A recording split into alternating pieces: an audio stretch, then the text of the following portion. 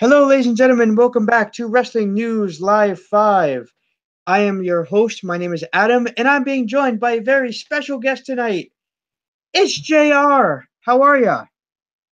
I'm doing well. I think, when you say JR, people, especially who are interested in something like a wrestling podcast of sorts, are going to think of Jim Ross. But no, I'm bad old JR, not good old JR. But I'm JR nonetheless. I like that. Battle JR. There you go. I think we found your gimmick for this show. Bad old JR. That works. I'll take it. Any gimmick. I'll do any. I'll even at this point. I'll do any gimmick. I'll even do the Red Rooster if I have to. He was not in this Rumble, but I'll do the Red Rooster. What about the Gobbledygooker? That was Hector. That was Hector Guerrero. Hector Guerrero. I would not. I might draw the line of the Gobbledygooker. I would do the Red Rooster. I would even do Bastion Booger. Mike Shaw did that gimmick. I would go Bastion Booger. I would not do the Gobbledygooker though. That kind of fake enthusiasm, because Hector Guerrero, I'll give him credit in 1991 Survivor Series when he did 1990, right? Yep. Survivor Series. When he did the Gobbledygooker, he was excited. He was pumped, and Mean Gene was pumped. That kind of fake excitement, enthusiasm, I couldn't. I had to be too embarrassed. I couldn't pull that off. Well, ladies and gentlemen, stand back because this podcast is about to blow. Wait a second. No, not like that. We are reviewing the 1988 Royal Rumble. This is the very first video in a new series that I'm doing on this channel called Wrestling Year in Review. And I started with 1988. Some people ask me, why did you decide to start with 1988? Well, it was actually the year that I was first introduced to pro wrestling. I was 7 years old, and I remember walking down the Atlantic City boardwalk with my grandparents at the time. And I remember seeing a poster for WrestleMania 4 and being like, I want to go to that. Well, I didn't get to go to that, and I still haven't been to a WrestleMania. But nonetheless, we're reviewing 1988. Sorry, not 1998. I wish it was 1998. 1998 was a hell of a Rumble. Yes, 98 was a hell of a Rumble. 1998, yeah. Stone Cold. Stone Cold. Stone Cold. Speaking of JR. Yes. Stone Cold. Cold Stone. That was when Cold Stone won it. Mike Tyson. Yeah, I love Cold Stone. Tyson. Anyway. Tyson and Austin. It has hit the fan. Tyson and Austin. Sorry. You ruined it, damn it. You ruined it. You ruined it, you son of a bitch. You ruined it. I love that. That was a great angle. I was 17 and I thought it was a shoot. Honestly, I really thought that Stone Cold, that Tyson pushed Stone Cold and he wasn't supposed to, and blah blah. No. Anyway, so we're about 10 years off the mark here. The show is already off the rails. I'm drinking water. I promise you, we will get to 1998 eventually. Okay, not in this podcast, by the way. Not in this podcast, but how do you feel that we are reviewing 1988? What do you remember of 1988 on a whole? Oh boy. Well, let me see. In 1998, I had been watching wrestling probably for about 3 years at that point. 88. Really more. Did I say 98? Yeah. 88, I meant. I'm sorry. 98 on the brain. You just want to jump to the Attitude Era. I do. Let's go. Attitude Era. DX. Let's go. All right. So in 1988, I'd been watching wrestling for about 3 years, and 1988 is really the year that I refer to as the end of really the last year of the boom that was the mid 80s. That started really in 1984, and I think it really ended in 1988. I thought 1988 was an interesting year only because it was the first time that Hulk Hogan had spent an extended period of time away since winning the WWF Championship in 1984. He was champion, and we'll get to this, I'm sure, but he was champion for over 4 years at that point before losing it in February of 88. And then he went away to film the cinematic masterpiece, No Holds Barred. So he left, and it forced the WWF to have to go a different direction, to have to actually give the championship to somebody else and look somewhere else. And they did by giving it to Randy Savage. So they made another star. Really, for the first time in the Hogan era, they had to elevate a star to Hogan's stature. And they did with Randy Savage. So for me, 88 was interesting because that was a birth of the Mega Powers. Those two, Randy Savage and Hulk Hogan together, and having two stars, maybe like a 1 and 1A, hadn't been done in the WWF before that. It was really just the Hulk Hogan promotion. So I thought in 1988, that was an interesting year. And they had the end game, and we'll talk about this more, I'm sure, as we go on.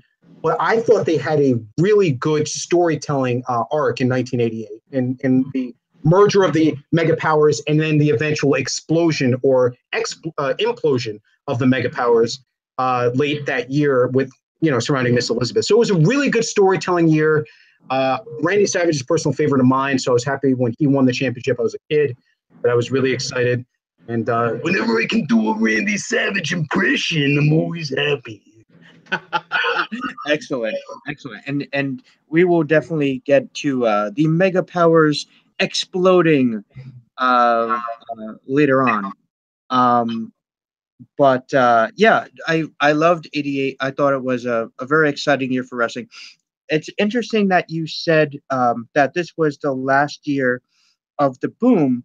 I sort of feel like it didn't really end until like 91, 92, when Hogan left. Well, actually, no, sorry, 93 he left. But 91, 92, sort of the end of Hulkamania. Of course, this was when this was the year that Randy Savage became a big star. As you said, Hulk Hogan went off to do one of my favorites, No Holds Barred. Not as good as Suburban Commando, in my opinion. But look, No Holds Barred to me was actually, you know what? All told, No Holds Barred wasn't a bad movie. I thought No Holds Barred was fine. Suburban Commando to me was below that. As far as like Mr. Nanny and stuff, I've seen better film on teeth than Mr. Nanny. I thought that movie was terrible. It ruined his career. But I think No Holds Barred was a fun. It was a fun movie. And hey, if you ever want to review No Holds Barred, I'm definitely up for it. To quote one of the greatest lines in cinematic history, "What's that smell? It's Dookie." I mean, does it get better than that? I mean, you have your famous lines in movie history, and I think it's underlooked. It gets overlooked. It's an underrated line in TV. To counter your point, or at least maybe even augment it, I think that 1990, you mentioned 91, 92, the rest of the boom. I think 1988 was okay. If we look at the wrestling boom of the mid-'80s and we look at it as this thing that burned really hot, I think 84 to 88, the flame was white. I think, with Andre the Giant and Hulk Hogan and stars like that, that was when the boom, and Roddy Piper left in 87. But when you had those stars, I think it was at its hottest. And really in 88 was the birth of the Ultimate Warrior. And you kind of had a shift a little bit into what was looking to be a future generation. Hogan was facing down. He missed time in 88. He missed time in 89. He missed time in 90. He was phasing out, and Vince was actually looking for another star, and he started with the Ultimate Warrior. So it was a different time. I think 89 and 90 were still good business, but it wasn't what 84, 85, 86, and 87 were, and not 88 either. I think 91 was a sharp climb, and I think a lot of that, and we'll get into this another time, I don't want to get too far lost in the woods, but 91, they had a lot of, the company had a lot of issues. The company had a lot of issues legally. You had a steroid scandal. You had a sex scandal that was in late 91 that crippled the company, almost endangered the company to the point where they thought they were going to go out of business. 1992 was a horrendous year, a lot of it because of that. You had Hulk Hogan had to disappear because of the steroid scandal. So 92 was the beginning of Dark Ages. But I think 88, really 85, 86, 87, 88 were the white hot years. 89, 90, good years, really good years, but not what the previous 3 years were. And then we have 91 and 92. That's when everything fell off a cliff. Absolutely. Yeah. And it wasn't until 96, 97 that they would start to get that back. Yeah. Attitude Era 98. 98. Yes, let's do it right now. The headbangers. Let's go. Mosh and thrash. Headbangers. Mosh and thrash. That's right. Yeah, let's go. Darren Drozdov. We went from the head shrinkers in 92 to the headbangers in 98. Wow. Yes. You know, I was watching this Rumble, and I was getting ready for the review, and I couldn't get over that in the head shrinkers match was a 2 out of 3 falls match where I believe the head shrinkers went 2 straight falls, if I remember correctly. And it was interesting because at the last Royal Rumble, the Uzos were in a 2 out of 3 falls match, which was the 30th anniversary of the '88 Rumble, and the Uzos went 2 straight falls. Wow, but that is something. I don't know that there's I don't think they even knew that, but that's an interesting correlation. I don't know if there's a correlation, but that's an interesting factoid. Sure. Usually 2 or 3. You know how 2 out of 3 falls matches work in wrestling. They trade falls in the first 2, and then you have the rubber fall or the rubber match in the third fall. But to go 2 straight falls is rare in a 2 out of 3 in wrestling. So it is definitely very rare. Yeah. Yep. Well, anyway, so spoilers. I've already given stuff away that we're going to be talking about. You've spoiled it, Adam. You've spoiled it. You ruined it. You ruined it, Darren.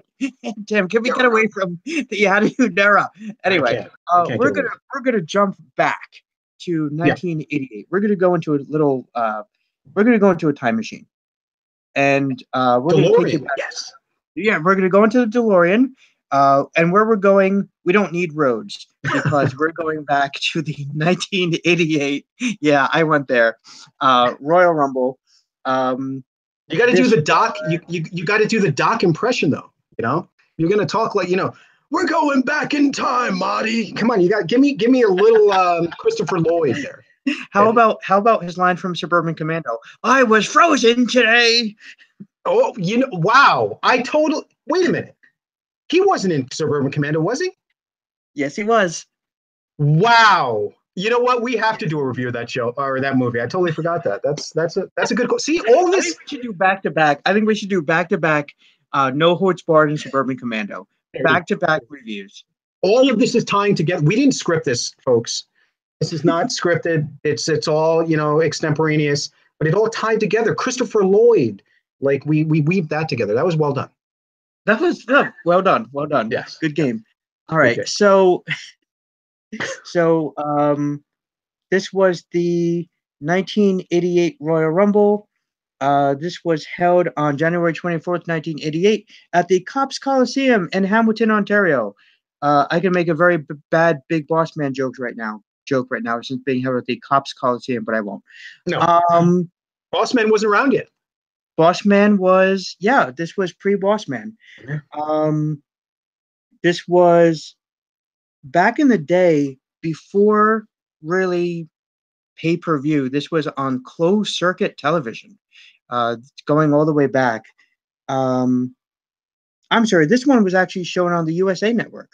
Actually, Adam, if I can interject here, the interesting thing is there was pay-per-view, and actually what the birth of the Royal Rumble is an interesting story, and it has to do with pay-per-view, really, because the WWF had put on a couple of pay-per-views already. They'd put on the obviously WrestleMania 2 and WrestleMania 3 and the Survivor Series. So they'd put on 3 pay-per-views to that point in their history.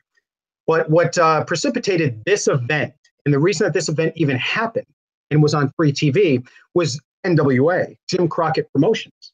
And what happened was in 1987, the Survivor Series was going to go head-to-head with the Jim Crockett Promotions pay-per-view as well. So they had Starrcade 87 going head-to-head with the Survivor Series. Vince did not like that. They were going to be on the same day. Vince didn't like that. So Vince actually told cable companies, he said, you know what? Don't carry NWA, don't carry Jim Crockett Promotions Starrcade 87. If you do, you will not get WrestleMania 4. So then what cable companies did, because of the success of WrestleMania 3, they wanted WrestleMania 4. So what cable companies did was they said, okay, and they didn't carry, a lot of cable companies, not all of them, Jim Crockett Promotions Starrcade 87. So what that ended up doing was that hurt Jim Crockett's buy rate big time. So then in order to get, and Vince McMahon wasn't done with that yet. He was very predatory. In 1988, on January 24th, the date of this event, the Royal Rumble, Jim Crockett Promotions was set to have a pay-per-view of their own called the Bunkhouse Stampede. And that was actually going to be in Vince McMahon's backyard in the Nassau Coliseum in Long Island, New York. So Vince McMahon was pissed that they were going to run a pay-per-view in 1988 in their backyard. So Vince McMahon created out of whole cloth this event to air the same day of the pay-per-view of Jim Crockett Promotions, specifically to hurt JCP. And that actually was about as big a prick move as you can do. And what makes Vince, Adam, a hypocrite for when he complained about Ted Turner, 10 years later, predatory practices, because you can't get more predatory than that, to create an event specifically to hurt the NWA. And that's what he did. Wow, that is really interesting stuff. Yeah. And that is really, really fascinating stuff. Vince, as we both know, has a history of being a prick. Look at what he did to Stu Hart with Calgary Stampede.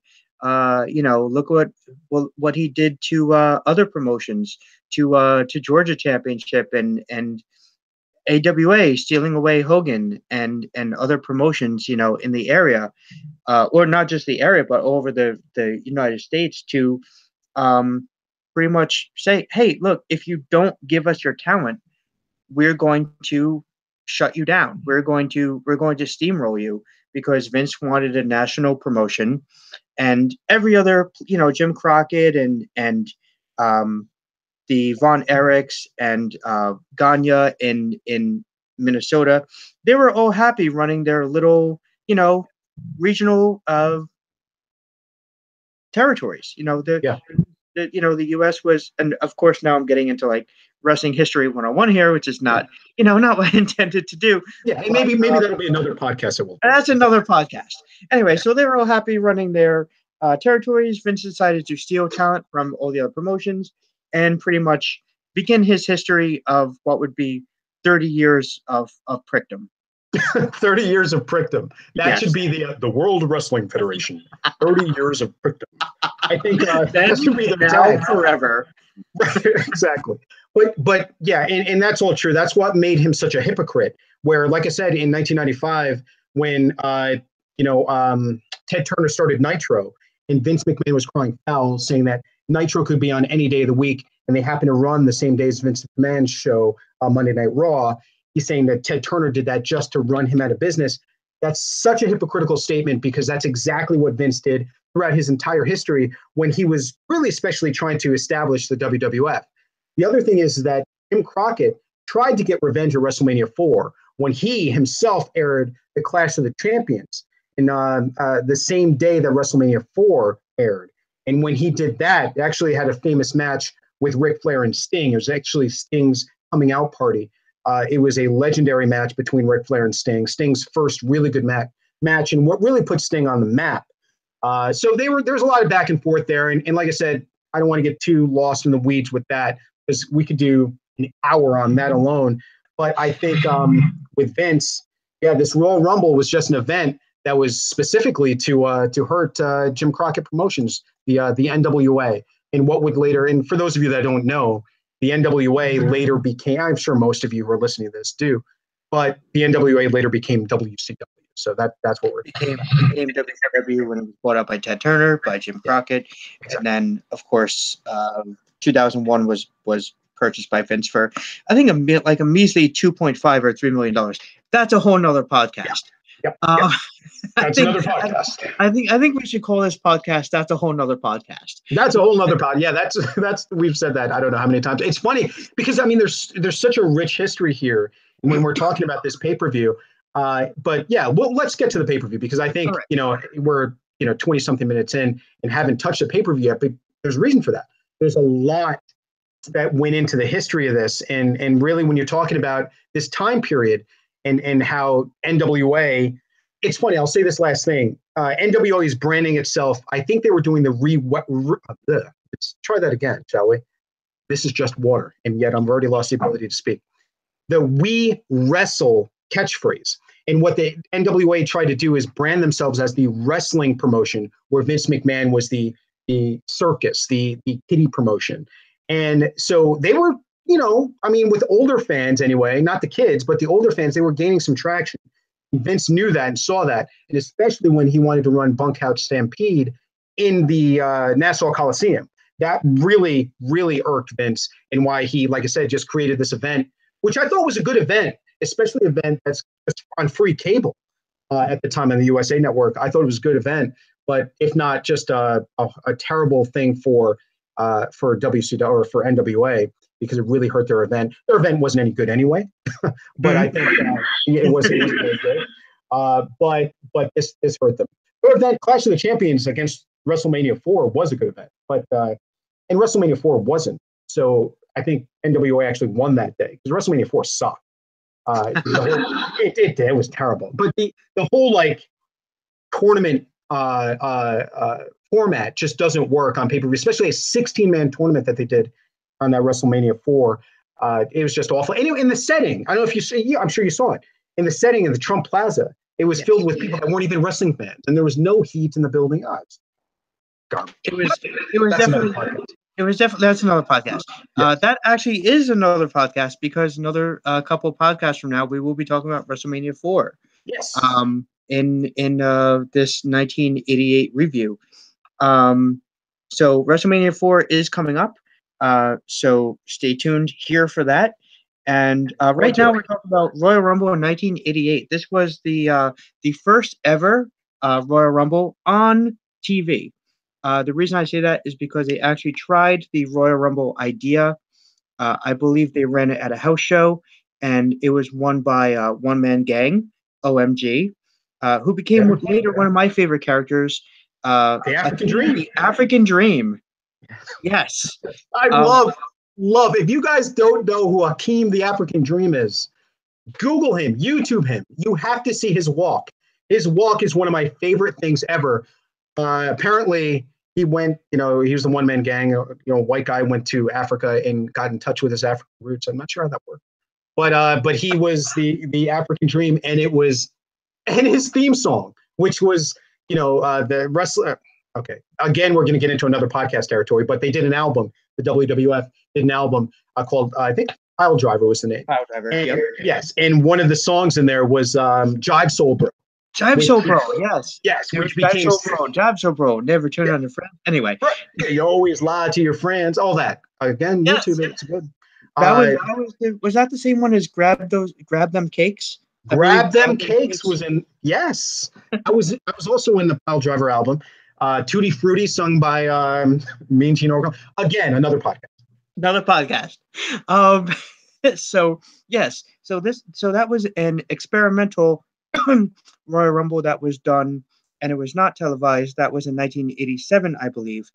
Pat Patterson was able to convince Vince McMahon into doing a televised Royal Rumble, and that's where we're at right now.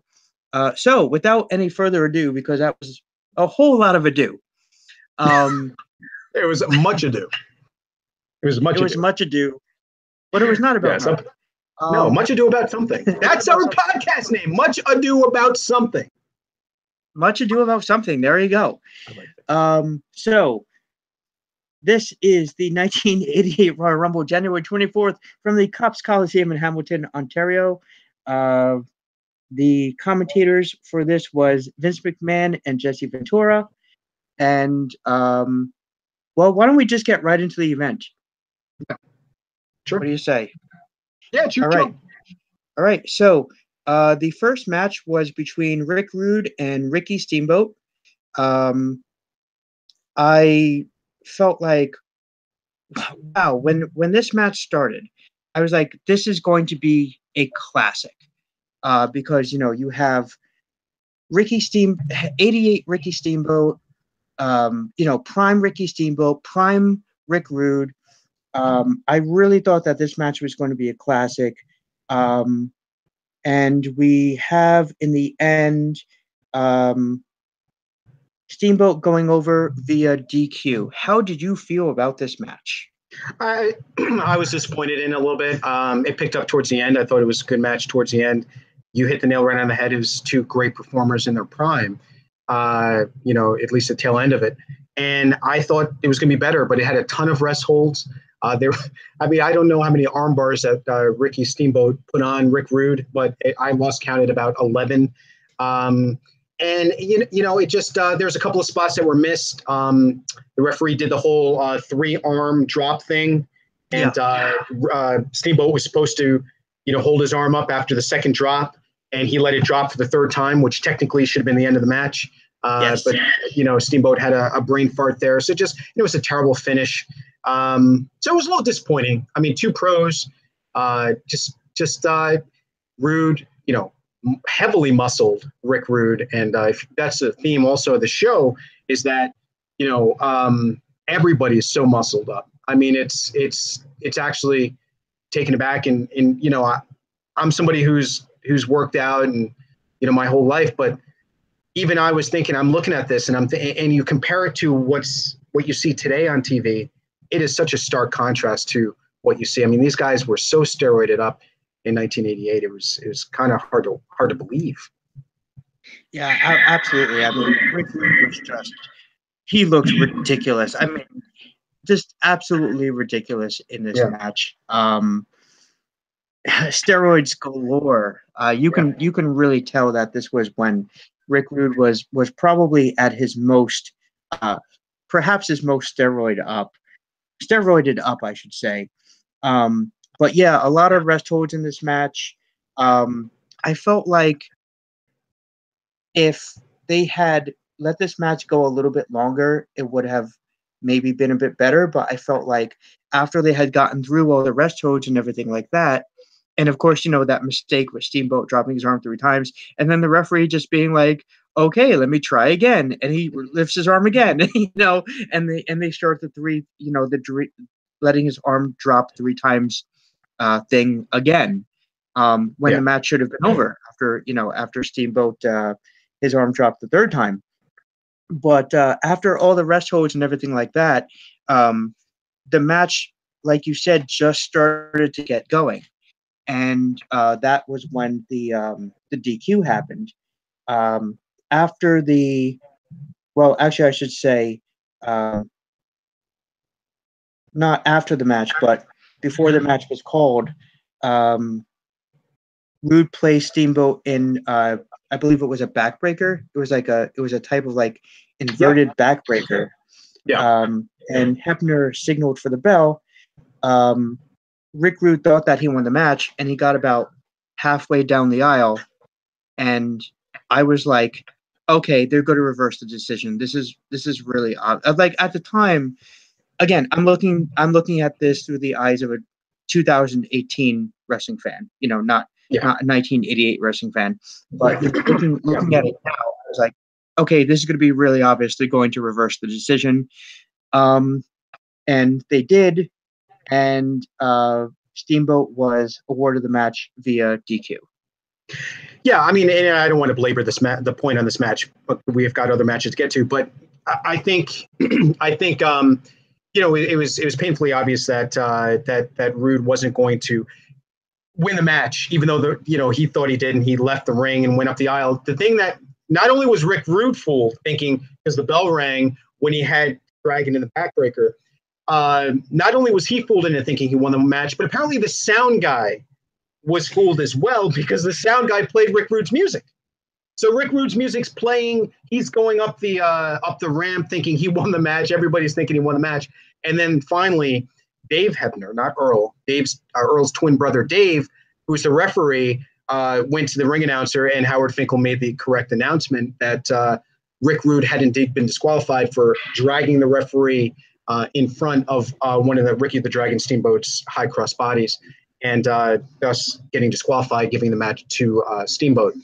The point I want to make, one of the points I want to make about this, too, is if you watch this on WWE Network, I don't know if it's a license thing, but the music that's not the original music. That's not what played in that arena. They redubbed that. They redubbed the music. They redubbed Howard Finkel's announcement. And I found that interesting. Rick Rude's music, which was just this generic saxophone, supposed to be a sexy thing, has now been changed for some unexplained reason. And same with Ricky Steamboat's music as well. Ricky Steamboat, actually at that point, I don't think the Dragon had music. So a lot of redubbing, if you're watching this on WWE Network, the match content's the same, but a lot of the audio has been changed. Well, if I'm not mistaken, and I might be, this was after Ricky Steamboat came back from NWA, because he had taken some time off from WWF because I believe one of his children was being born. And what happened was he said to Vince, "Hey, I need some time off, to be home with my child." And Vince said no. So Ricky Steamboat wound up going to NWA, was very successful there, and then came back and was sort of in a way punished, given the Dragon gimmick, which was over the top, fire breathing type gimmick. Yeah. Well, you're right about the incident. What ended up happening was Ricky Steamboat's wife actually felt after 1987, after the WrestleMania 3 match he had with the Macho Man Randy Savage. After he had that match at WrestleMania 3, his wife thought that Ricky Steamboat should be the number one guy in the company, and his wife was very insufferable, very obnoxious, and his wife. A lot of people didn't like his wife because his wife was very much his biggest advocate. And his wife really pushed the fact that he should be number one, he should be number one, he should be number one. And there was pushback because of that. So Ricky Steamboat never got quite the push he deserved, mainly, or not mainly, but in part because his wife was who she was. What you're referring to is 1989. And 1989, when Ricky the Dragon Steamboat went to NWA and actually had, you're right, a very successful run, including a series of matches with Ric Flair in 1989, which were brilliant, actually. And yes, classics. And that was in 1989. He came back to the WWF well past his prime in 1991. And he was, like you said, punished in a way, given a terribly cartoonish gimmick, and where he was literally a dragon. Like he was breathing fire. He would go to the second rope and breathe fire. And I mean, what? Unfortunately, that was my first exposure to Ricky Steamboat. Was seeing him as the Dragon. Oh, okay. Not the classics. I wouldn't see the classics with Flair, especially. And I think we talked about this before, off camera or off the air. Mm-hmm. The 2 out of 3 Falls classic that he had with Flair, where I think it was Flair's foot was under the rope or something, and the ref counted 3, and it was a controversial ending or something like that, but that's another podcast. That's another podcast, exactly. But yeah, right. So we can move on. I mean, I think we've belabored the point on this match. So. Right. So moving on, the next is a segment where Dino Bravo is going to attempt to break the bench press unofficial bench press record of 1,715 pounds. Dino Bravo 705 pounds was the bench press 705 pounds. I'm sorry, 705 pounds. 1715 would be impressive. That'd be impressive. But 705 was the record at the time. 705 was the unofficial record at the time. They kept saying this is the unofficial record. And Dino Bravo is being assisted, I guess you can say, or inspired or something by Frenchie Martin, one of the classic managers of the 80s. And Jesse Ventura and Gene Okerlund are on the stage, and they have the bench press equipment set up. You can tell I don't lift weights because I don't know any of the terminology. If you saw me, if you saw me, you could also tell I don't lift weights just by looking at me. But yeah, this segment. Well, what did you think of this segment?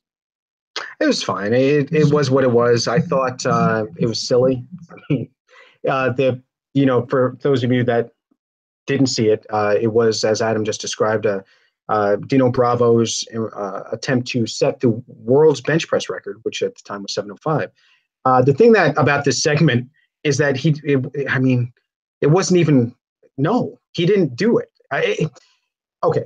So the idea was that Dino Bravo lifted 715, which broke the record supposedly, and the heat was supposed to be on Jesse Ventura because Jesse Ventura was acting as a spotter for Dino Bravo, and when Dino Bravo, clearly couldn't get the weight up, and then Jesse, instead of spotting him, actually pulled the weight up and assisted him in lifting it, which that's illegal in any kind of weightlifting environment. In any kind of bench press record environment, the elbows have to be locked for it to be considered a press.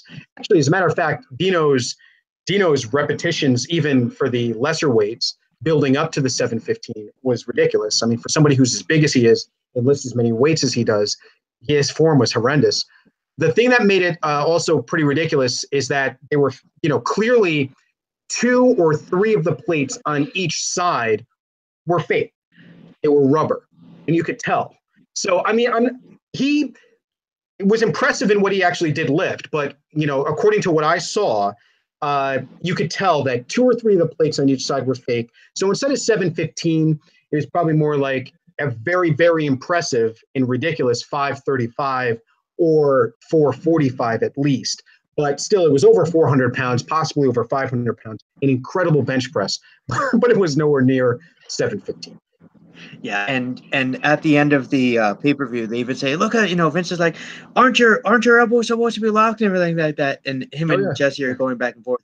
And they're like, "I didn't help him," and Vince is saying, "Yes, you did." And they're going back and forth. I felt like this segment was ridiculously long. Too long. I was going to say that, too long.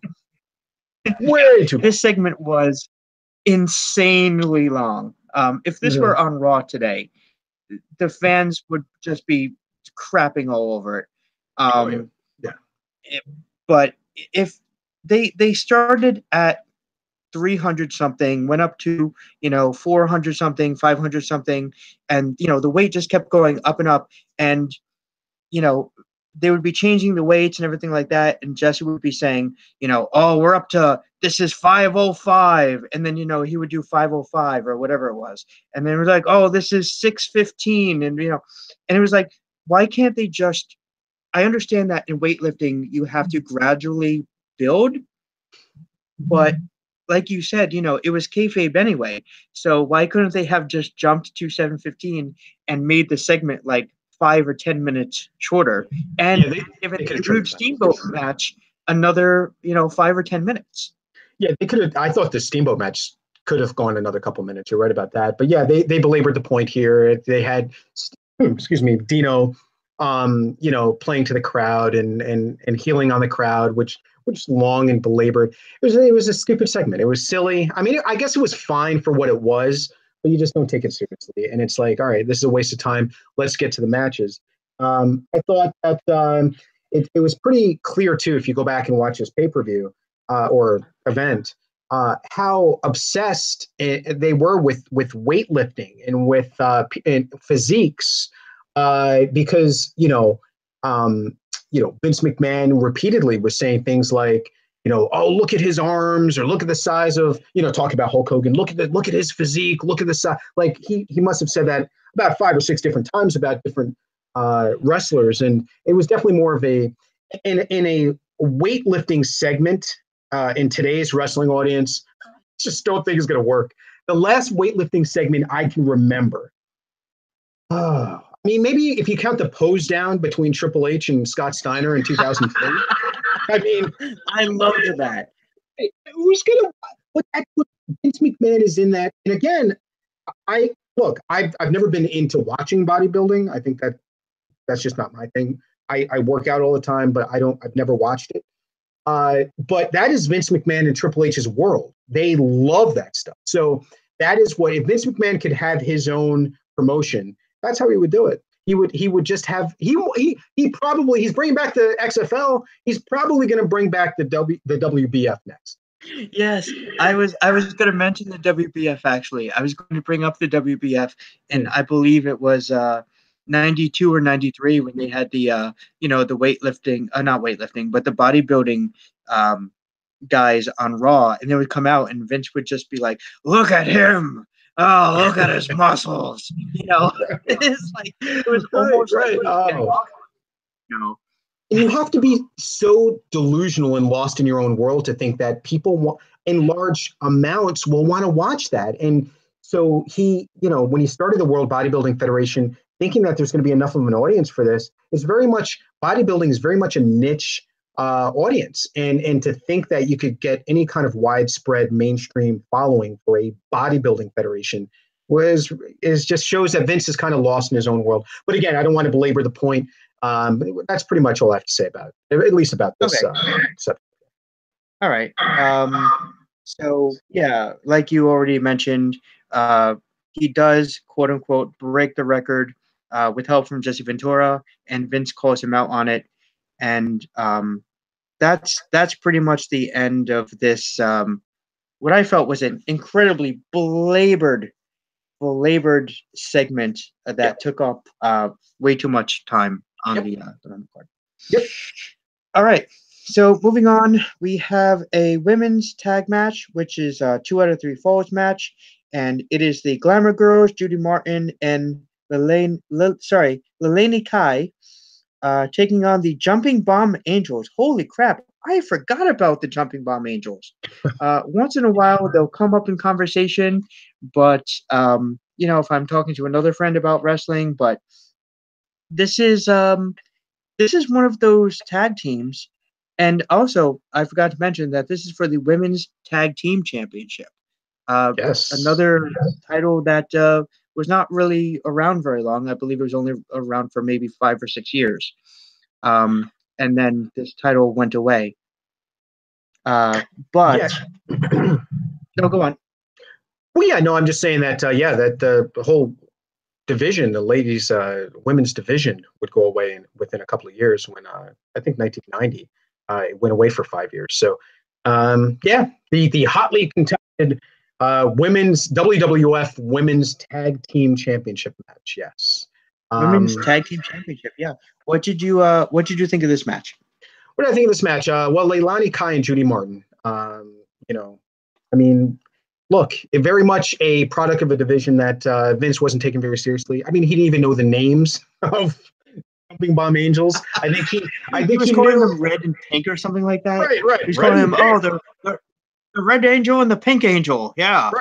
Right. Because Jesse called him out and said, "Well, what are their names?" As if Jesse, listen, in any other sport, right? If you're an announcer, that's your job, is to know what's going on in front of you and to do research. Can you imagine any other sport where they don't know the names of the competitors? So the fact that Jesse even asked Vince is ludicrous.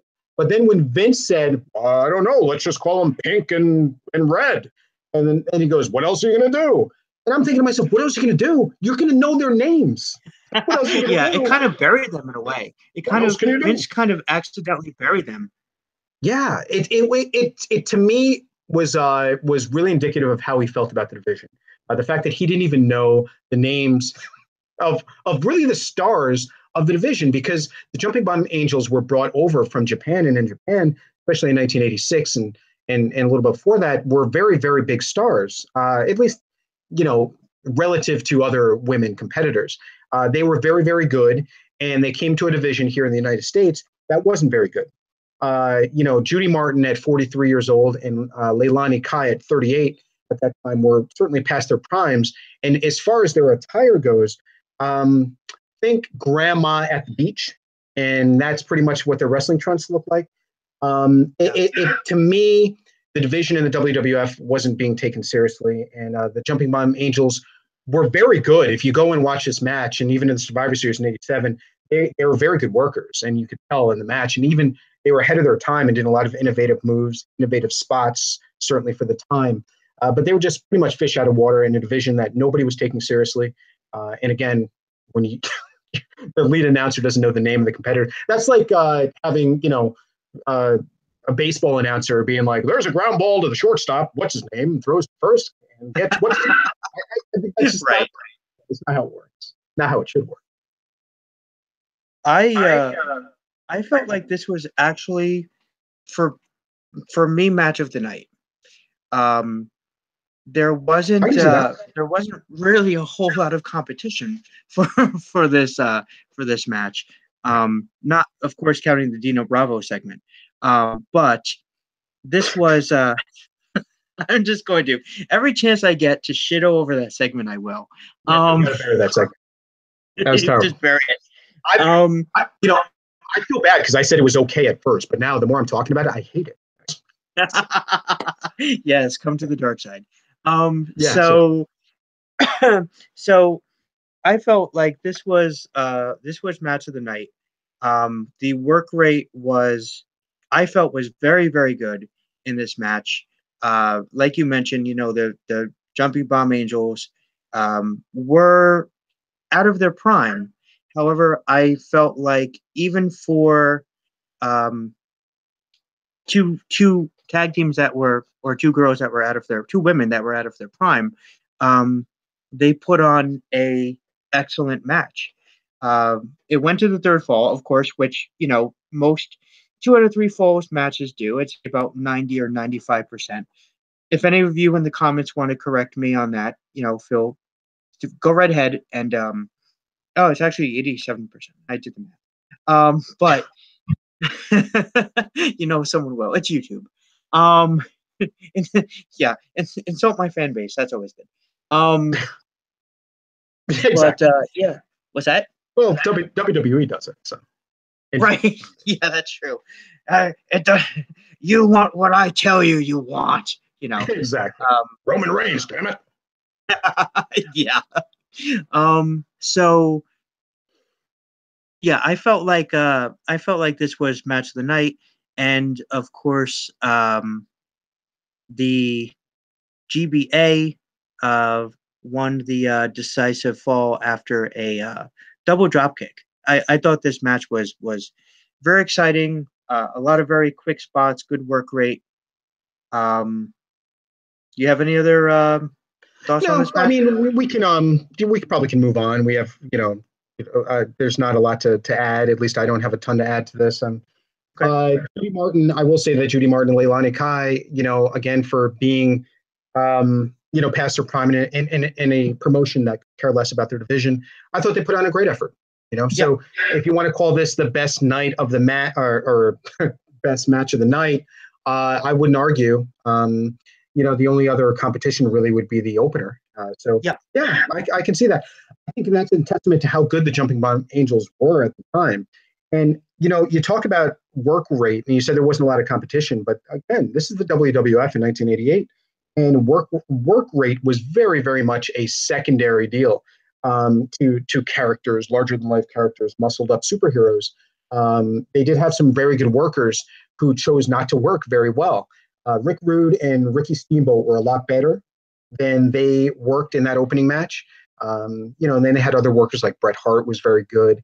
Randy Savage was very good. Ted DiBiase was very good. But they didn't put in those efforts because that's not what, the WWF was. So you're not going to get a lot of match of the year candidates. As a matter of fact, if you go back, talking WrestleMania era, you go back starting in 1985 to, say, 1992, which is when things kind of changed. You can probably count on one hand how many 4-star matches there were. Off the top of my head, I can give you Ricky Steamboat, Randy Savage was an excellent match. There was good spectacle matches like Randy Savage and Hulk Hogan were great for what they offered, but they weren't it wasn't a technical masterpiece. Same with Hogan Warrior and Savage Warrior. But as far as technical masterpieces, they didn't really have a ton of those in that era. Besides that Steamboat Savage match, Bret Hart and Roddy Piper was good. Randy Savage and Ric Flair was good at WrestleMania 8. But that's 92 when things started to change a little bit. Yep. And if you haven't seen that Bret Hart Roddy Piper match, go watch it because it is one of my favorite matches of all time. Yeah. I would actually put it up there as one of maybe top 20, 25 greatest matches ever. And to quote Bobby the Brain Heenan from that match, what the hell, use the bell. You know what they say? What the hell? Use a bell. Right. Rest in peace, Bobby. We love you. Yeah, no, that was a great match. That was a great match. Great match. So, what's that? And great line. Yes. Great line. Yes, great line. So a little tribute to one of my favorites of all time, Bobby Heenan, right there. Yes. Anyway, but that's another podcast. That's another podcast. Yes. Moving on with this show. Next, we have a contract signing between Andre the Giant and Hulk Hogan.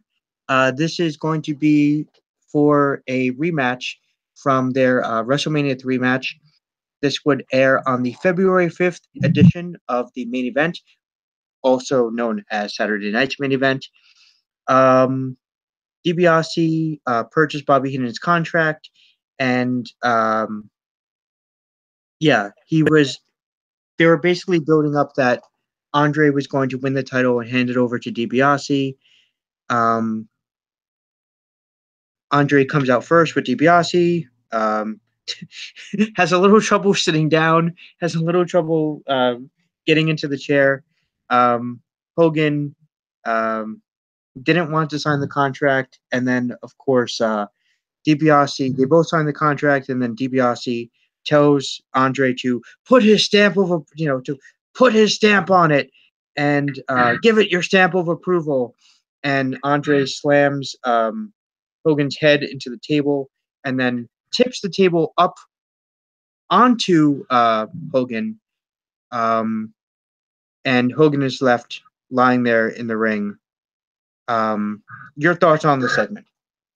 I thought it was interesting. And again, you talked about a segment that really went too long. I mean, I think this just dragged on, especially Andre's part, where he, just signed the contract. Even Vince was like, sign the contract already so we can get to some matches.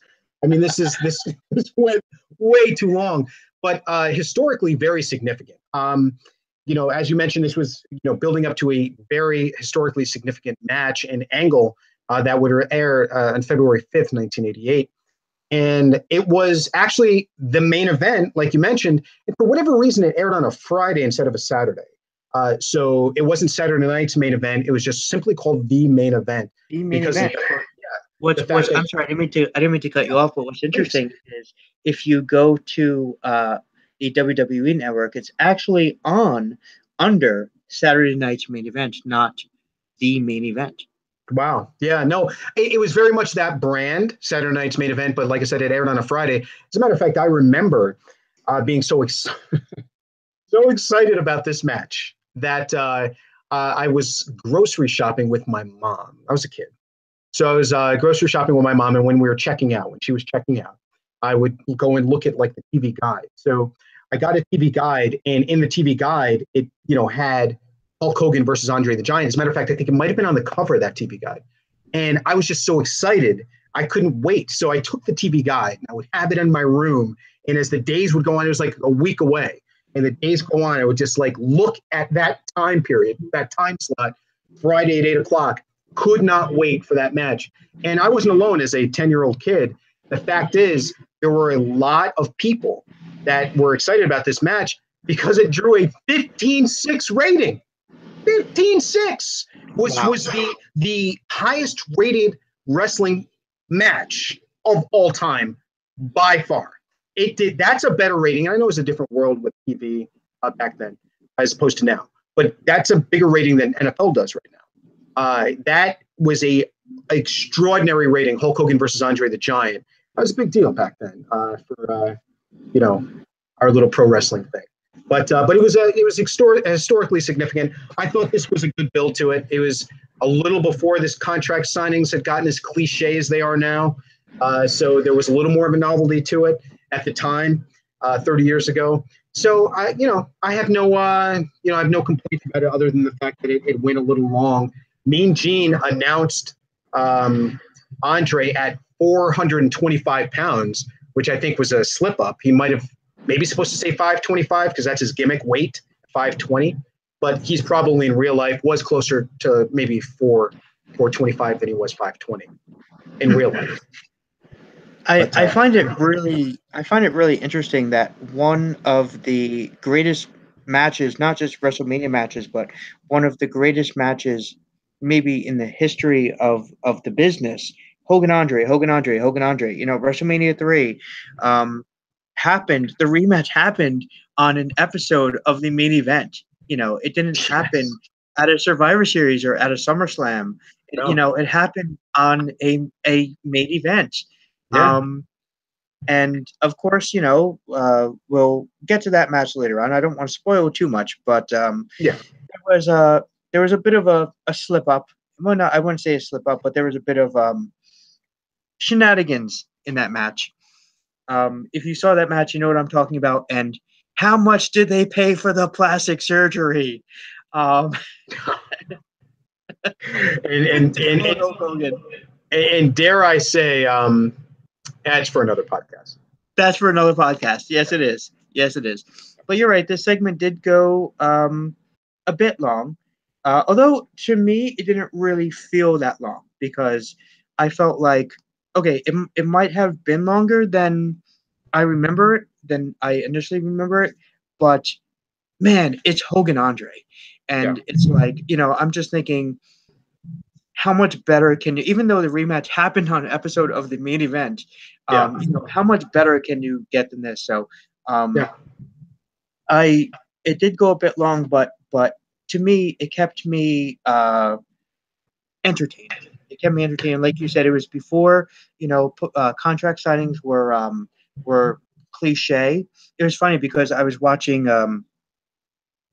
was it Raw or SmackDown the other night? I forget, but my friend said, "Oh, tune in because they're doing the contract signing for WrestleMania." I was like, "They still do that? Like, you know, they still do contract signings?"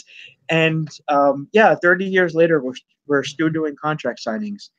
I always found that funny that they do a contract signing. Like they announced that, I don't know, let's say there's a WrestleMania main event, like let's say Rock and Cena, for example, that, you know, they have this match announced weeks, and then like the week before the pay-per-view match, they do a contract signing. I'm like, wait, all this time you hadn't even signed the contract yet?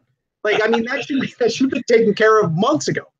So I love how, you know, all of a sudden, and then there's the drama. Will he sign the contract or will he walk away? Would love it if, say, I don't know, Hogan was like, "Nah, I'm good. I'm not signing this." So all this build up for WrestleMania 3, and he's like, I'm saying if they did the contract signing for WrestleMania 3, I'm not sure if they did or not.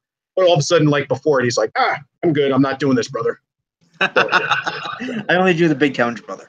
Yeah, anyway, exactly. I felt like DiBiase was at his best in the segment. Andre was very good. Hogan is sitting there at the table, and they're cutting back and forth between Andre and Hogan and DiBiase, and Mean Gene, I believe, was in the ring at the time. And just a side note, but I miss the days again of the Attitude Era, another podcast, when they would actually bring out the red. It wasn't a mat, but it was like a mat cover for the contract signings for like the big events. They would take like this red fabric and put it over the wrestling mat to make it look more prestigious. Oh, sure. They didn't do it in this segment.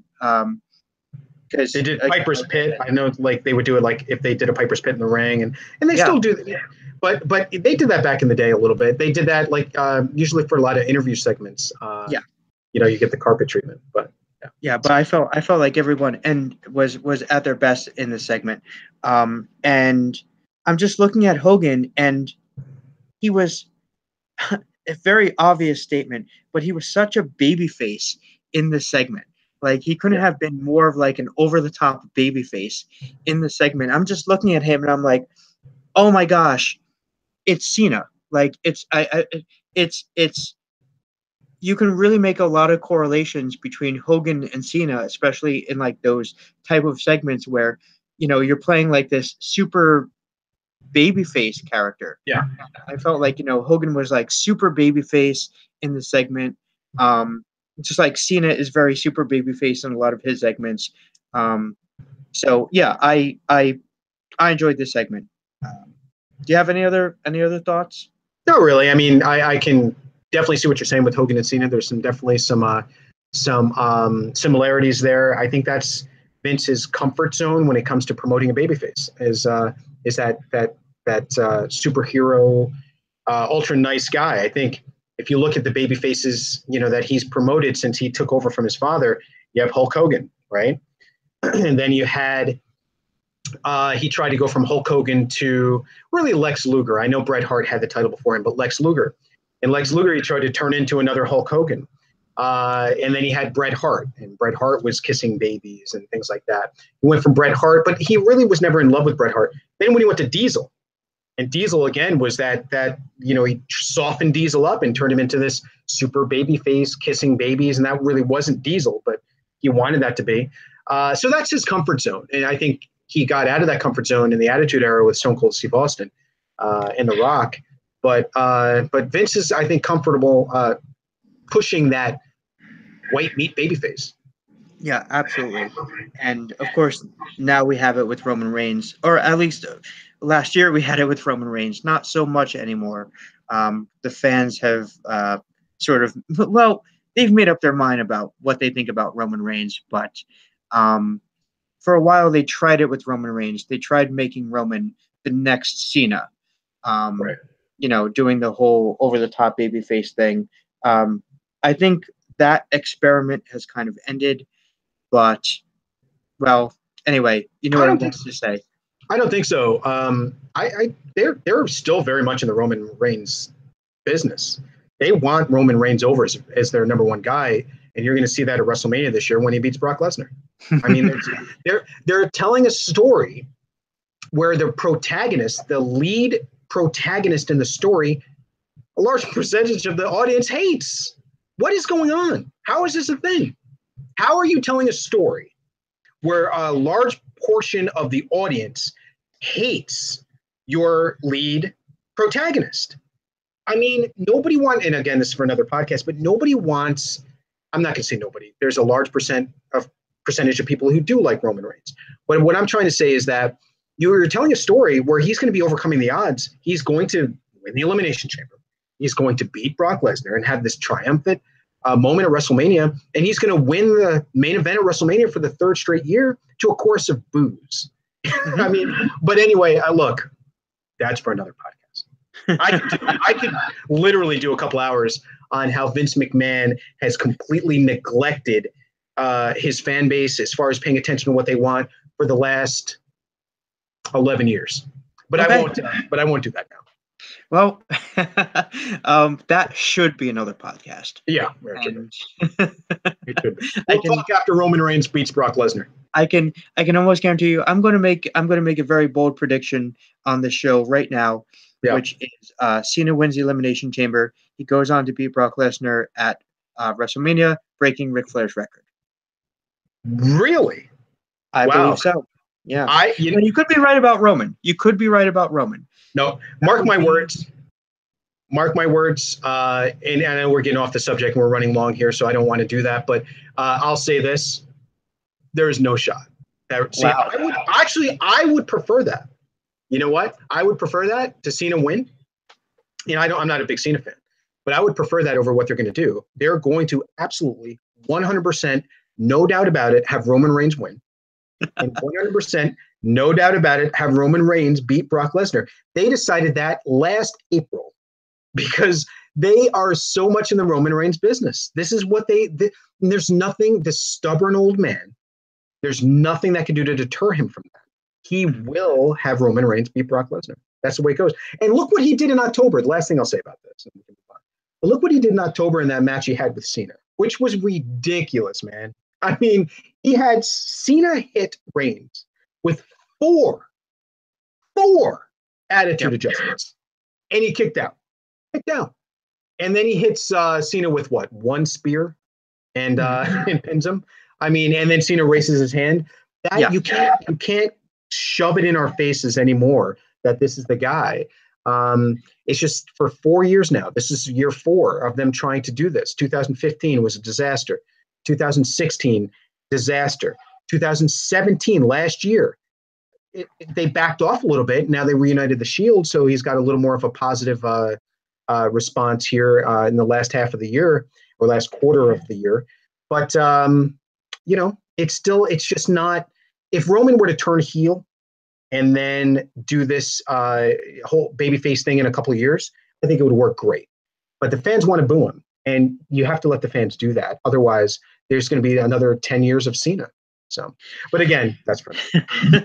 Ladies and gentlemen, you are still watching the the review of the 1988 Royal Rumble. Right. Yeah, no, Lost in the Weeds. That could also be the name of the show. Lost in the Weeds. Do not adjust your sets. We still are reviewing the 1988 Royal Rumble. Talk about getting off track. We'll get to the match. We'll get to the match. Anyway, I would not mind making a friendly bet with you off the air about WrestleMania, but about the elimination chamber. But all right. So again, do not adjust your sets. We are still reviewing the 1988 Royal Rumble. We'll get to it. Boy! Speaking of which, going long. Yeah, we'll speed through this last. We got 2 more matches. Yeah, something like that. The next is the Royal Rumble match. Yes. I felt like this was very interesting because, of course, this was, as we mentioned before, the first televised Royal Rumble match. The first official Royal Rumble, because we're not counting the 87 Royal Rumble that was won by One Man Gang, a.k.a. Akeem the African Dream, one of my favorite gimmicks of all time, which, I forgot to mention, was a shot at Dusty Rhodes, who part of the company, I believe, earlier that year. I never heard that, but that makes sense. Yeah, Akeem the African Dream was one of the 2 gimmicks that was a shot at Dusty Rhodes. Do you know what the other one was? Oh boy. Well, I know they gave him Sapphire to troll him. But another gimmick to take a shot at him after he left. Goldust. Nope. Oh, nope. Okay. It was Virgil. Oh yes, because his name is Virgil. Right. That's very good. His name is Virgin. His name is Virgil. There's a gimmick. There's a great gimmick. Jameson. Wasn't Jameson? His name was Virgil Runnels. Yeah. And after he left, they introduced Virgil, the $1 Million Man's manager, or whatever he was. I'm not even sure if he was a manager. Bodyguard. He was his bodyguard. Thank you, bodyguard. Yep. Because he was so intimidating, and he just got beat by everybody. Virgil, that's true. Goldust, by the way, was a way to get at Dusty as well, because Goldust, Dusty Rhodes went by Goldust at some point in his career, and they just made his son in this character that they thought would upset Dusty, and they called him Goldust. So I didn't know that actually. Yeah. I'm sorry. No. I'm sorry. He went by Stardust. Stardust, right? Yes. Oh, Stardust. And he became Goldust, and that was a takeoff of Stardust. Who is now the American Nightmare, Cody? Yes. His other son actually blatantly took the name Stardust. Yeah. Yes. So Virgil was named by Bobby Heenan, who they asked him, what should this character be named? And he said Virgil. When Virgil was later on in the NWO, when he was part of the NWO Black and White, they asked Bobby Heenan, well, you named him before, what should we call him now? And he said Vincent, which was a shot at Vince McMahon. Yep, exactly. Yep. All right, so just a little couple of fun facts there. Yes. As if we weren't enough off track. This is the this is the Royal Rumble match. I felt like this was a very interesting match because you can tell that they didn't really get the whole Royal Rumble gimmick down, and a lot of the tropes, a lot of the Royal Rumble tropes were not yet there. They were not in place.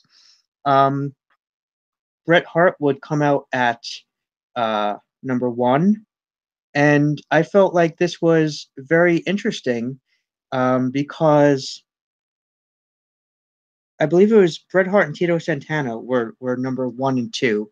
And it was very interesting because they did not get entrances. It was not like let's see who drew number 1. Now we will find out who drew number 2. No, the Royal Rumble match started and they were just both in the ring. Right. So, those tropes were not in place yet. So the Royal Rumble was won by Jim Duggan. who went on to do pretty much nothing. This was, of course, before you got a title shot at WrestleMania, which would have been interesting and probably would have changed WrestleMania 4, now that I think about it. Maybe it would have made WrestleMania 4 better if they had, now I'm not saying Hacksaw, but if they had given it to someone, who was, I'm not knocking Jim Duggan. Jim Duggan was a great wrestler, legend, and great guy from what I hear. But if they had given it to someone who they intended to push a bit more than Duggan, it might have changed WrestleMania 4 and maybe made WrestleMania 4 a bit better. Well, I mean, they wanted to do the vacant title thing for WrestleMania 4. But yeah, I see what you're saying. I mean, the whole title gimmick started in 1993 because you remember in 1992, there was a vacant title, and the winner of the 1992 Royal Rumble was the WWF champion. So they had a lot on the line that year. So going forward, they were like, wow, we need to have something on the line every year. We can't have the WWF title on the line every year. So why don't we do the championship shot at WrestleMania on the line every year?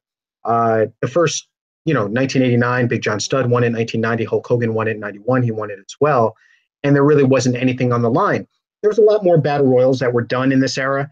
And battle royals, were just battle royals, and there was really not much on the line. Occasionally you'll hear about a purse of like $20,000 on the line for the winner of the battle royal. But so the fact that they had the Royal Rumble, which is ostensibly a battle royal, a delayed entrant battle royal, and there was nothing on the line wasn't unusual. You just see a battle royal, and it just had a different twist to it. So I think this is the brainchild of Pat Patterson, and I think it was a great idea. I thought he did, this first match played very well. The thing that struck me, a couple of quick things, because I know we're running long, but a couple of quick things here is that, I thought that the stark line between baby faces and heels were very apparent, as it was almost like there were teams, because at one point Jesse Ventura's like, all right, now it's 3-2 because there's 3 heels and 2 baby faces, even though they didn't really have much to do with each other. They just happened to be heels and baby faces. And back then, every heel liked each other and every babyface liked each other just because they were heels and babyfaces. So there was a stark line drawn there. As far as, anybody interesting in the Rumble, Adam, I thought that, the Warrior entering at 18, I thought was interesting. He had only been with the company for a few months, and he was eliminated with not much fanfare. The Rock, Don Morocco, was just simply referred to as The Rock, and this was after a babyface turn. He had been a heel for his entire WWF run to that point, and for him, they just freshly turned babyface, which was a failed run, and he ended up leaving the company. But at that point, they just referred to him as The Rock. So he was in the Rumble. I thought that was interesting. Bret Hart, very good performance. But did any performances really stick out to you? Because outside of Bret Hart lasting as long as he did, there's really not much there. Before I even get into Duggan, I just want to. Yeah, there was, like you said, there was not a lot there. Bret Hart, of course, was the Iron Man of this Rumble. He went, I believe, around 25 minutes.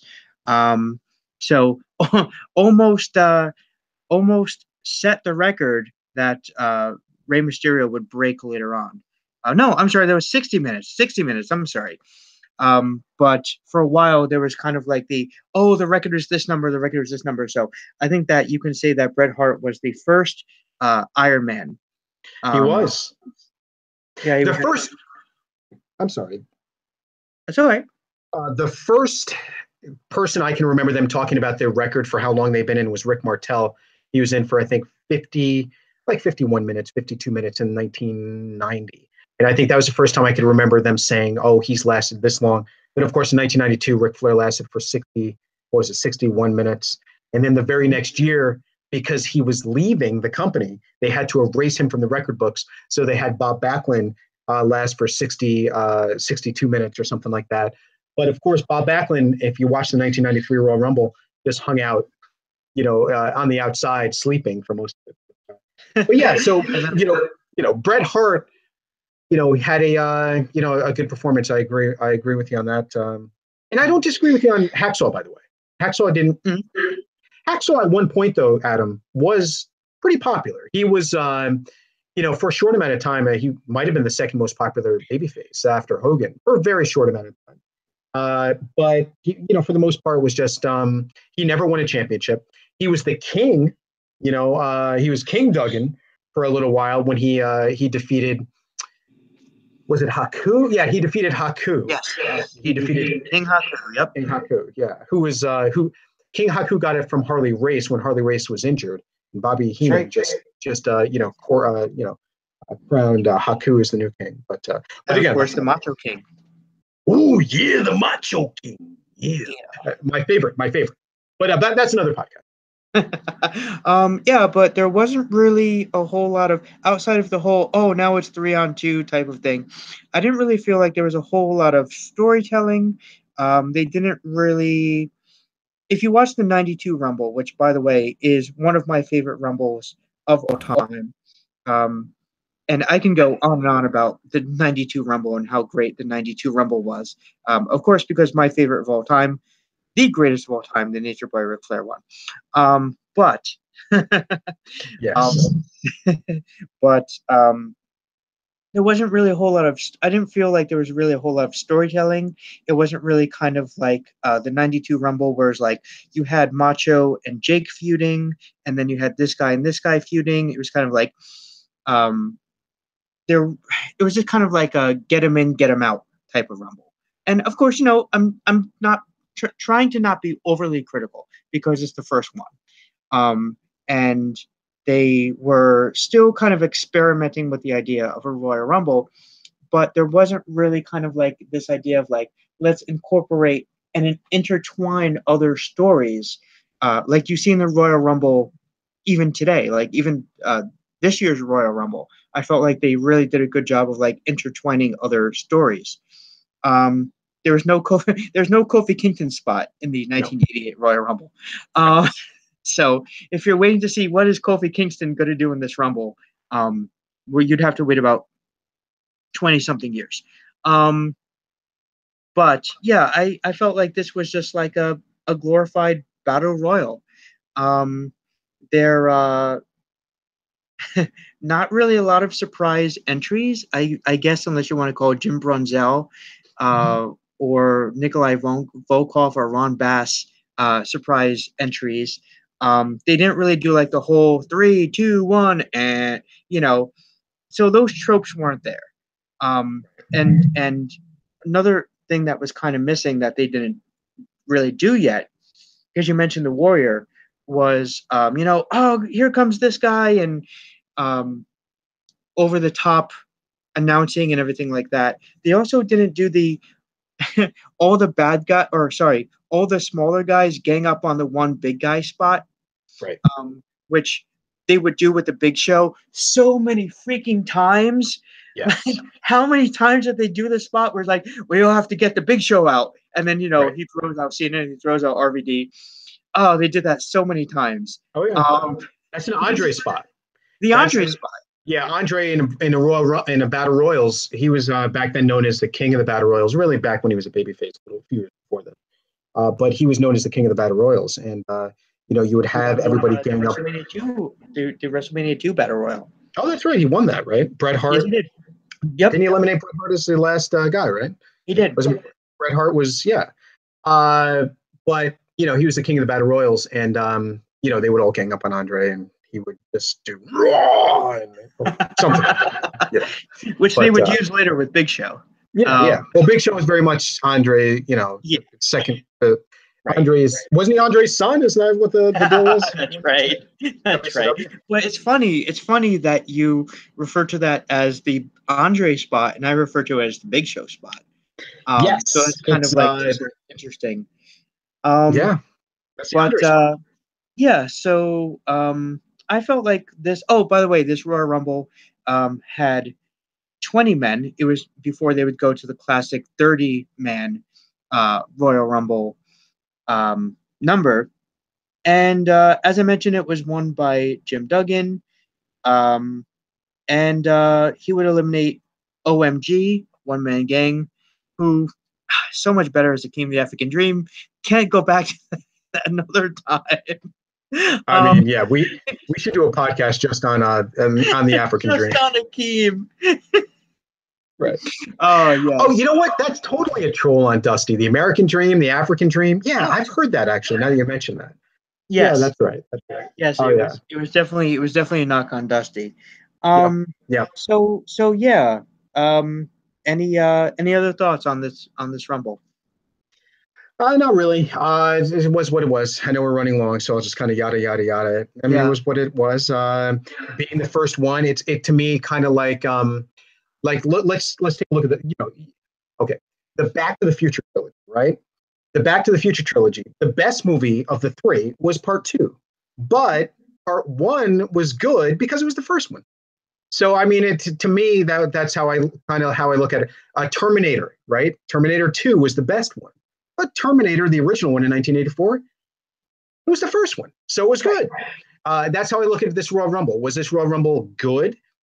I don't know. It was the first one. So it has, same with Rocky. Rocky, was the first one was good. Was it the best Rocky? I don't know. I personally am like 3, but my point is the fact that it's the first one, it has some historical significance, and I think there's that.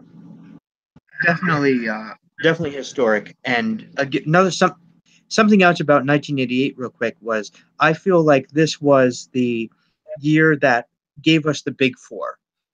This was the year that the Big Four was born. Yep. We would have the first Rumble, we would have the first SummerSlam, and this was I like to refer to this year as the birth of the Big Four.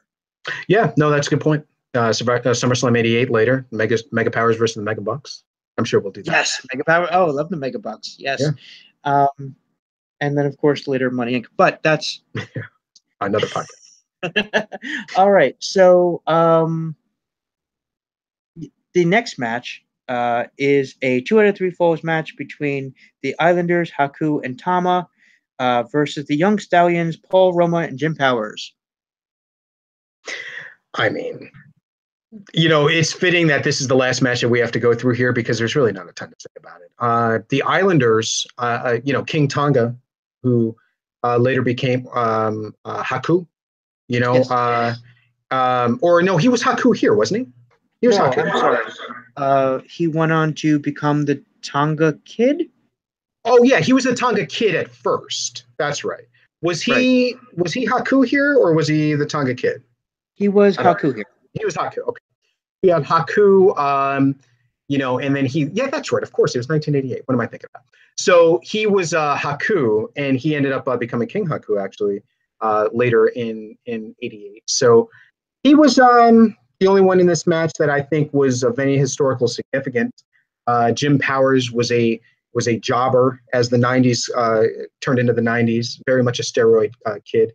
And Jim and Paul Roma actually ended up as one of the Horsemen in WCW. Yes. The worst member of the Horsemen ever. So, I'm going to argue that and say Sid. It's funny when I said that I thought I had Sid Vicious in my head. I think Sid Vicious. I'm a Sid fan. Okay, and I know he sucks, but I'm a Sid fan. Remember, Sting was a Horseman also for a very short amount of time. Right. Well, that doesn't count. Right. But the thing is, Sid had somewhat, redeeming. He was huge. He had a great look.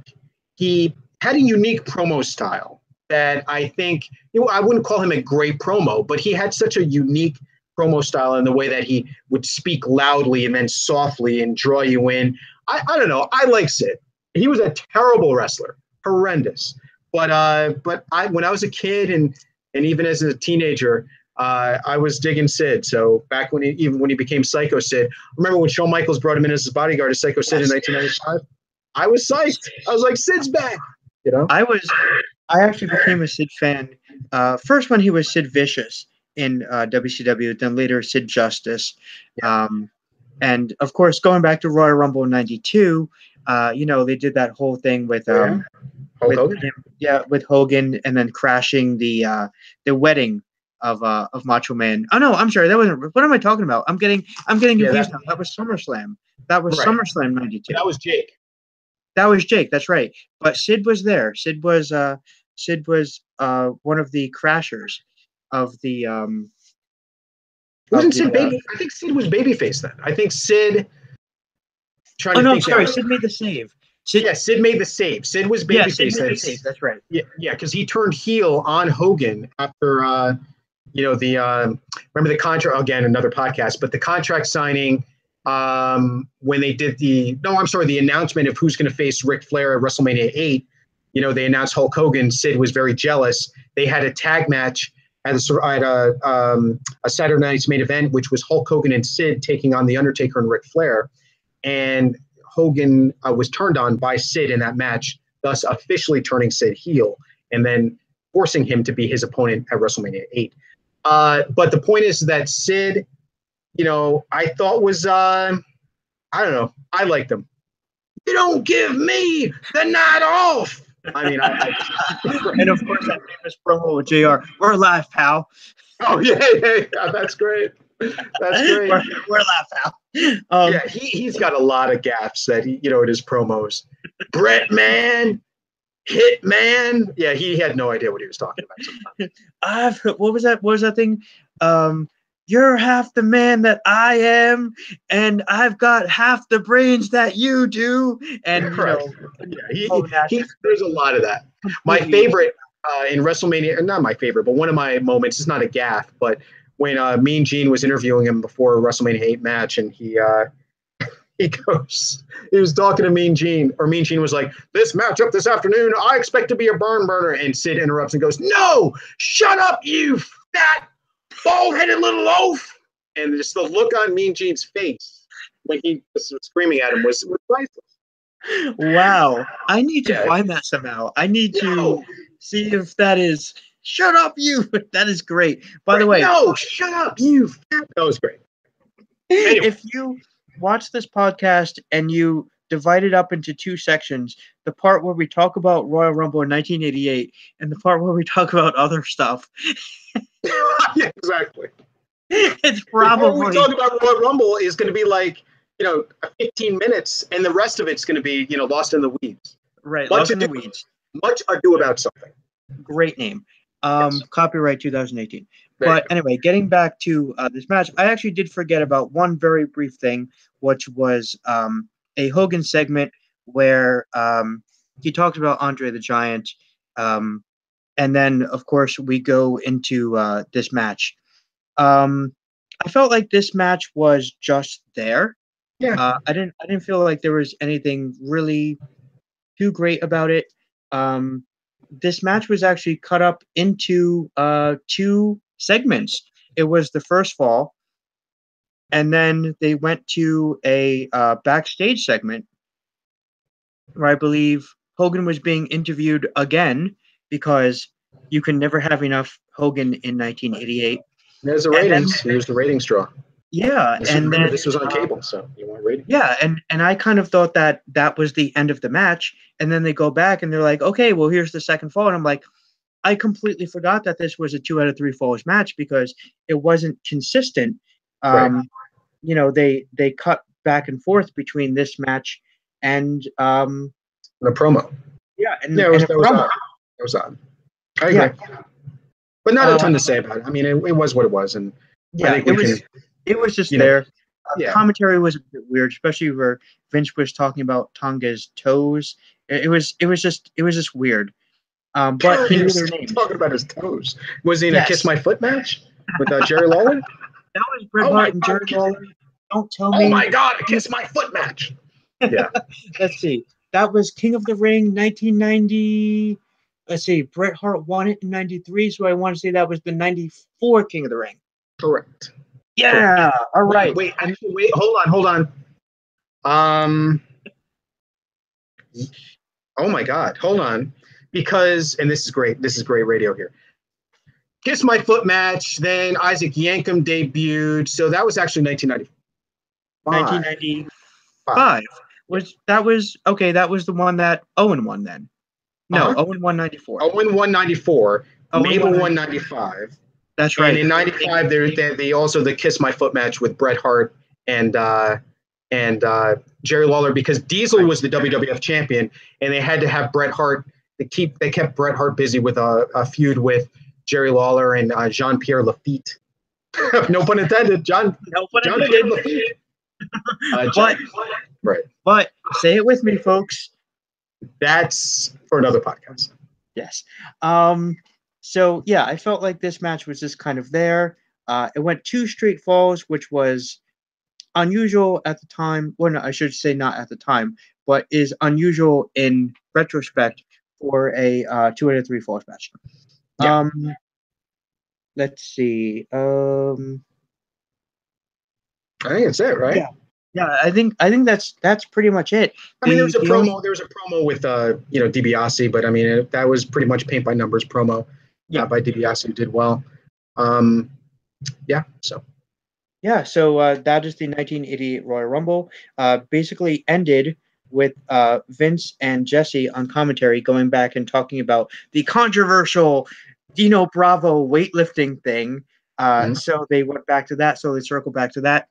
To a almost completely empty arena. The arena was almost completely empty at this point, which I thought was very interesting, because the last match had just ended, and the fans were not only already leaving, but were already almost completely cleared out of the arena. Kind of gives me the idea that maybe they were clearing out during the 2 out of 3 falls match. No question about it. they were on their way out. They were gone. They were gone. They were beating the traffic. Because when Vince and Jesse were talking about the but aren't your elbows supposed to be locked? Yeah, but they were. Nobody was there. I didn't help them. Yes, you did. No, you didn't. Type of thing. The arena was empty. So that is how Royal Rumble '88 went off the air. This podcast was almost as long as the event. I don't know how long we've been going, but damn long. This is definitely the longest one. This is longer than my review of a New Japan pay-per-view. Right. So that we need to next time we'll trim the fat. Trim the fat just a bit. Try not to go too off the rails. Lost in the weeds, as you like to say. That's another one. Trim the fat. There's a lot of possibilities for names here. Trim the fat. I'll mull some things over. Yeah, just you have to message that over to me. I will. So this pay-per-view would be followed up by the main event, which we talked about earlier, which I don't really think there's any need to talk about. Which would have can do a podcast on that as well. What's that? That's for another podcast as well. Yes, which would have the rematch between Hogan and Andre, which would be followed up for WrestleMania 4. JR, thank you very much for being here. I really appreciate you taking the time I know that you're a busy man, so for you to take this time out of your schedule to do this, it is much appreciated. Yeah, man. Listen, my pleasure. It was always fun taking a trip down memory lane, and I think 1988 was definitely an interesting year to do so, and I was happy to do it, and look forward to next time. Yeah, definitely. Love to have you back anytime. If you'd like to do the review of Saturday night's main event or WrestleMania 4, those will be the next upcoming videos in the series. Of course, this Saturday, I'll be reviewing night 2 of New Japan New Beginning pay-per-view. That's a tongue twister, night 2. And of course, my guest will be Nick for that one. So come back and see us then. Thanks again for watching. Thanks for listening. Thanks for being with us, JR. And make sure to hit that subscribe button. Leave your comments below. Let us know what you thought of the 1988 Royal Rumble and of this podcast. Yes, it went long. We know. So that's my fault. Head over to Facebook. Like us on Facebook. Follow us on Twitter at I've Got Till 5. And that's pretty much it for me. Any other final thoughts, final words? No, I'm interested to go back and take a look at what Vince McMahon said about Haku's toes, and go from there. I missed that comment, so I want to hear what Vince. The last thing I'll say is this: the one thing that got me about the Bret Hart Jerry Lawler feud is when he did say that, you know, when Jerry Lawler challenged him to that match and said that if he beats him, that he's going to have to shove his foot in his mouth or whatever. Vince McMahon, his reaction was, "Oh my God, a kiss my foot match," which he said as if we're supposed to know, like as if that existed before. Like, right. Oh my God, it's a kiss my foot match. Like, there's no such thing. Like that never. It's kind of like how in the Royal Rumble, the heels all know that they're heels. How do they know that they're heels? How do they know that they're supposed to be getting along with one another? It doesn't make sense. Why are they're heels? Why are they not turning on one another? It's like they have this self-knowledge that they're heels. They're aware that they're heels. They have that like-minded attitude that they hate the city that they're in. All of them. Right. They all hate the city that they're in, and the sports teams in the city. Oh, thanks again for watching. Thanks for listening, and we will see you next time.